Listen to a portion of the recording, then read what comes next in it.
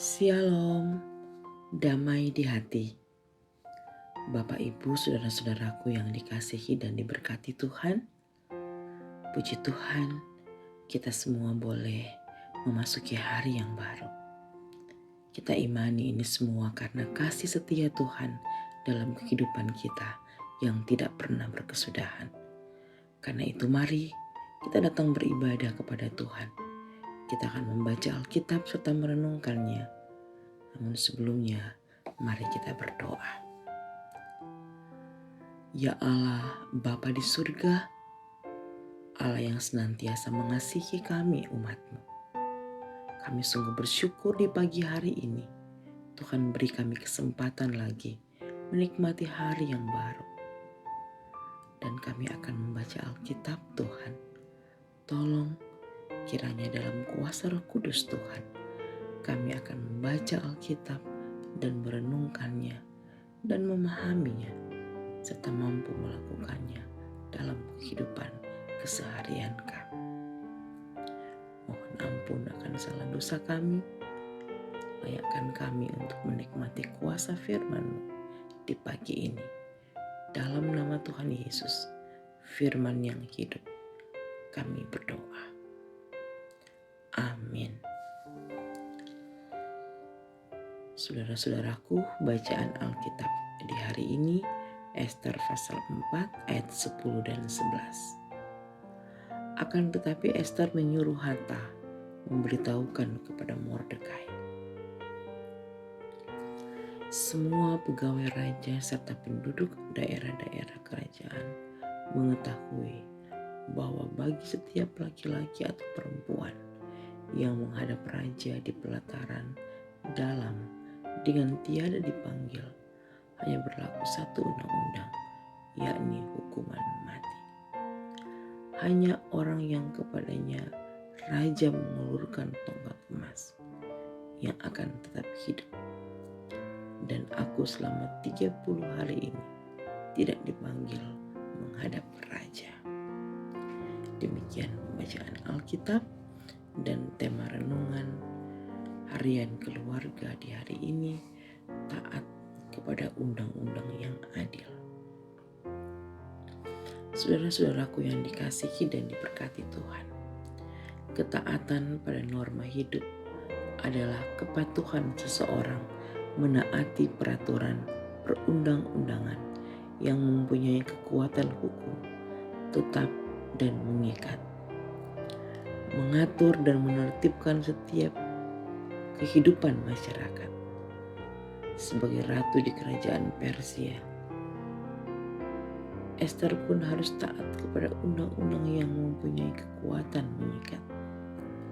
Bahwa bagi setiap laki-laki atau perempuan yang menghadap raja di pelataran dalam dengan tiada dipanggil, hanya berlaku satu undang-undang, yakni hukuman mati.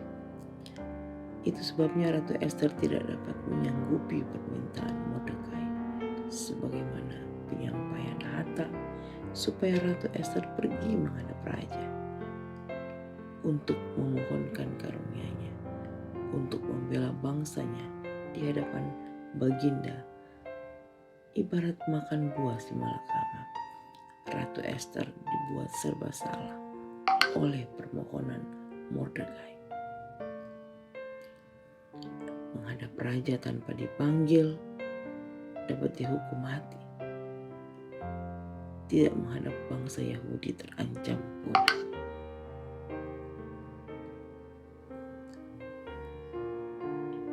Itu situasi saat itu yang dihadapi. Benar seperti ibarat makan buah si malakama. Namun akhirnya Ester siap mengambil resiko dan berani menghadap raja tanpa dipanggil. Saudara-saudaraku yang dikasihi dan diberkati Tuhan, sebagai orang-orang yang percaya bahwa Tuhan Allah adalah sumber hikmat, sumber hidup, kita diajarkan untuk hidup dalam kasih dengan sesama dan menaati setiap perundang-undangan yang berlaku. Sebab ketaatan kepada setiap peraturan dan perundang-undangan adalah wujud iman dan kasih kepada Tuhan Allah yang telah memberikan pemerintah sebagai hamba Allah untuk kebaikan kita. Roma 13 ayat 4. Sebab itu barang siapa melawan pemerintah yang adil dengan tidak menaati peraturan perundangan, sama artinya dengan melawan dan melanggar ketetapannya. Tetapi berjuang dan berkorban demi kelanjutan hidup banyak orang dan memperjuangkan keadilan dan kebenaran adalah panggilan iman. Tidak semua undang-undang dalam dunia ini merupakan upaya perwujudan keadilan. Seperti di Korea Utara dan negara-negara totaliter lainnya. Demikian pula di negara-negara demokratis terkadang ada undang-undang yang diterbitkan pemerintah untuk kepentingan kelompok mayoritas atau diskriminatif. Saudara-saudaraku yang dikasihi dan diberkati Tuhan, kita sebagai orang percaya, sebagai keluarga Kristen, firman Tuhan hari ini mengingatkan kita tentang situasi serba salah atau dilematis yang menuntut keberanian, kebijaksanaan kita untuk memutuskan berdasarkan skala prioritas. Keberanian Esther memperjuangkan mengubah undang-undang raja yang diskriminatif, membuat nyawa sebagai taruhan. Mengapa Esther berani? Karena pertolongan Tuhan Allah. Esther berdoa dan berpuasa, memohon pertolongan Tuhan Allah. Tuhan Allah menjawab doa dan puasanya bersama seluruh bangsa Yahudi. Ingatlah, kuasa doa dan puasa mengubah ketidakadilan menjadi adil. Saudara-saudaraku, mari sebagai anak-anak Tuhan kita harus taat kepada firman Tuhan, juga taat kepada aturan yang berlaku, yang tentunya juga berdasarkan kebenaran dan keadilan. Tuhan Yesus memberkati orang semua. Tuhan Yesus memberkati bangsa Indonesia. Amin. Mari kita berdoa. Terpujilah Engkau, ya Tuhan Allah, sumber hikmat yang memberikan kami kemampuan dan keberanian untuk hidup dalam ketaatan berdasarkan firman-Mu dan memperjuangkan keadilan serta kebenaran. Ini tidak mudah, Tuhan.